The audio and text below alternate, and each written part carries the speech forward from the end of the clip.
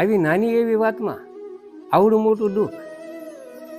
અરે મારો ભરત ભાઈ જો રાજ પામતો હોય અને તમારું વસન પાળો અને કઈ કઈ માની સંપત્તિ હોય અને વનમાં જાઓ તો મને ઋષિ મુનિઓનું દર્શન થાય, તો હું 4 ભાતનો મને લાભ થાય કે 4 દિવાલો વચમાં બેસીને રાજ કરું તો એ કોઈ મને લાભ જ નથી કે હું તો મોટો ભાગશાળી છું કે આજના છોકરાને સિંધ્ય કામ પાછા વળે નહીં કરે.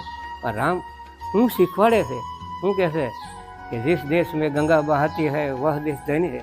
જે દેશની અંદર ગંગાજી જેવી નદી પવિત્ર હોય આખો દેશ ધની બની આપણા દેશમાં છે. અને જે કોઈ કુળ હોય એમાં કોઈ હરિનો લાલ પેદા થાય, ભગવાનનો ભક્ત થાય તો આખું કુટુંબ ધન બની જાય. અને એ પિતાજી કે આજ હું અને જે પુત્ર બાપનું કયું કરતો હોય એ બાપે ધન બને, દીકરો ધન બની જાય. મને અવસર આવ્યો છે, મને લાભ મળ્યો છે, તમારો વસન પાળવાનો લાભ મળ્યો છે અને હું તમારું વસન